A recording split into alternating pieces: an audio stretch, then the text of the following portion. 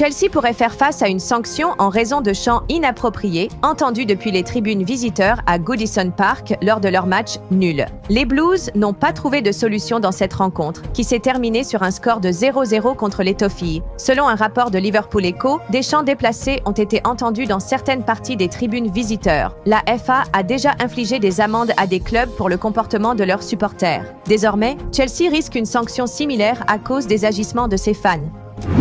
Le défenseur d'Arsenal, Jakub Kiwior, aurait ouvert la possibilité de quitter l'Emirates Stadium dans un avenir proche. Le joueur polonais souhaite trouver plus de temps de jeu ailleurs. Naples serait intéressé par un retour de Kiwior en Série A. L'entraîneur Antonio Conte envisage de le recruter pour renforcer l'équipe en vue du reste de la saison. Actuellement, Naples est en compétition pour le titre de Série A et reste régulièrement en haut du classement.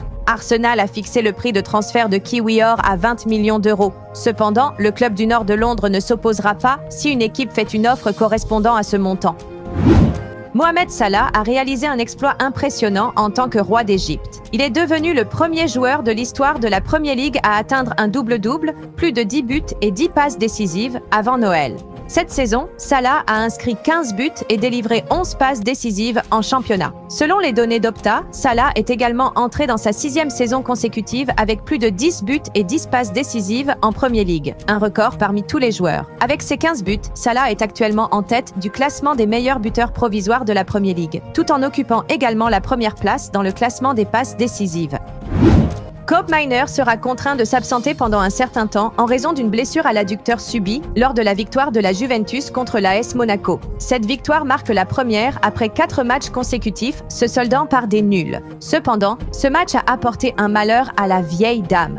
Au début de la deuxième mi-temps, Thiago Motta a remplacé Kobe Mainoo par Kevin Thuram. Après le match, l'entraîneur a expliqué la raison de ce changement, bien qu'il n'ait pas donné de détails précis. Kobe Mainoo devrait manquer plusieurs rencontres à venir.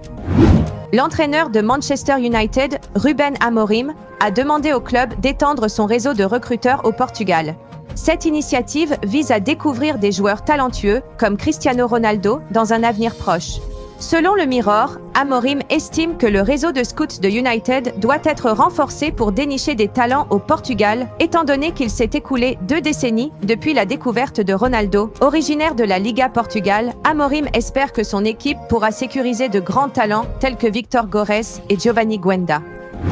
L'entraîneur José Mourinho a rassuré tout le monde en affirmant qu'il allait bien et qu'il était prêt à reprendre le travail après avoir subi une opération. Selon des rapports en provenance de Turquie, le manager portugais a quitté Istanbul pour une intervention chirurgicale, bien que la nature exacte de ses problèmes de santé n'ait pas été précisée.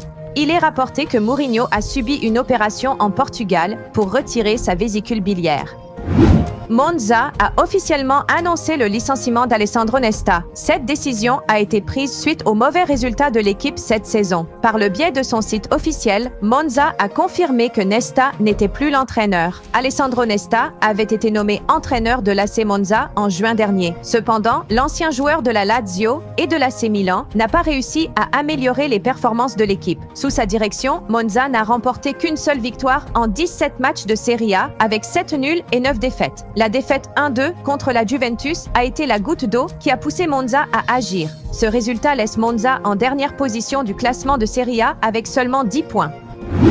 L'Inter Milan serait en pleine course pour signer Nico Paz, la jeune étoile montante de Como, qui impressionne cette saison. L'Argentin est convoité par de nombreux grands clubs européens grâce à ses performances remarquables au milieu de terrain. Cependant, l'Inter Milan doit faire face à une rude concurrence de la part du Real Madrid. En tant qu'ancien club de Nico Paz, le Real Madrid dispose d'une option de rachat sur le joueur. Cela oblige l'Inter Milan à agir rapidement s'il veut s'assurer les services du joueur. Simone Inzaghi, l'entraîneur de l'Inter Milan, serait très intéressé par l'idée d'intégrer Nico Paz dans son projet à long terme. L'arrivée de Nico Paz est vue comme un renfort important pour le milieu de terrain des Nerazzurri.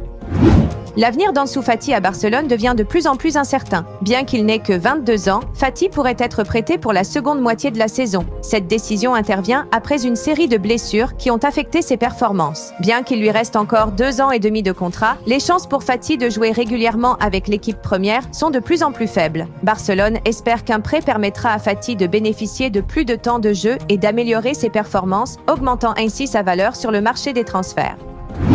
Après avoir marqué l'histoire en remportant son 4e titre consécutif en Premier League, Manchester City fait face à un défi de taille pour maintenir sa domination. Les performances de l'équipe de Pep Guardiola commencent à montrer des signes de déclin, ce qui laisse penser qu'ils seront actifs lors du mercato de janvier. L'une des cibles principales des Citizens est Martin Zubimendi. Cependant, les espoirs de recruter le milieu de terrain de la Real Sociedad s'amenuisent après les récentes déclarations du directeur sportif du club, affirmant que Zubimendi ne sera pas vendu en janvier.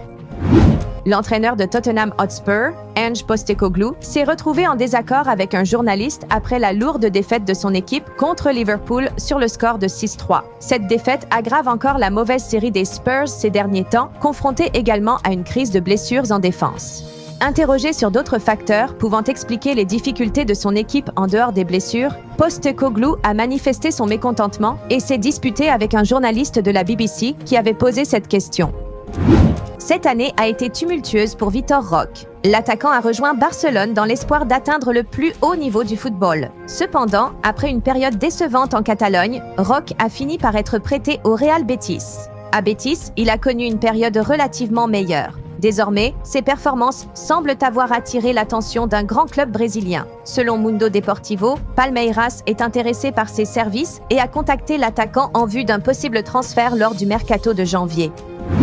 Lamine Yamal continue de prouver qu'il est l'un des jeunes joueurs les plus prometteurs du football mondial. Il est devenu une pièce maîtresse de l'équipe catalane, le FC Barcelone.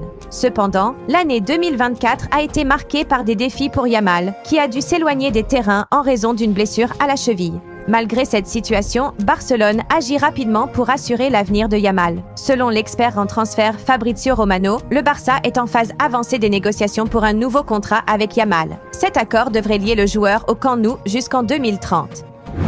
Selon des rapports, le PSG est intéressé par l'attaquant d'Aston Villa, John Duran, et serait prêt à échanger Randal Kolo Muani contre l'attaquant colombien dans un avenir proche. Duran réalise actuellement de belles performances sous la direction d'Unai Emery, avec 12 buts en 25 matchs, toutes compétitions confondues. Les performances du joueur de 21 ans attirent l'attention de plusieurs équipes européennes, dont le PSG. Bien que Randal Kolo Muani bénéficie d'un profil beaucoup plus reconnu, Aston Villa pourrait accepter de céder leur pilier à Paris Saint-Germain. Cependant, le PSG devra ajouter une somme d'argent supplémentaire pour finaliser le transfert de Duran.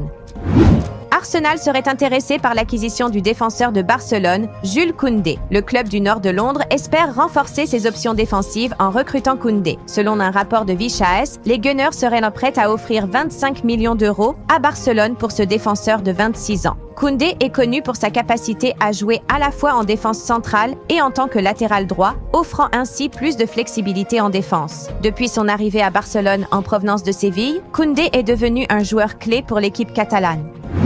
Luis Diaz a encore 3 ans de contrat avec Liverpool, mais en raison de ses performances impressionnantes, de nombreuses spéculations entourent son avenir à Anfield. D'autre part, le joueur reste désireux de rejoindre Barcelone. L'attaquant colombien aspire à jouer en La Liga et le manager de Barcelone, Hans Flick, serait en quête de joueurs pour renforcer son attaque. Selon un rapport de Deportivo, Barcelone serait prêt à tenter de recruter Diaz lors du prochain mercato estival. Le rapport affirme également que Liverpool évalue l'attaquant à environ 75 millions d'euros.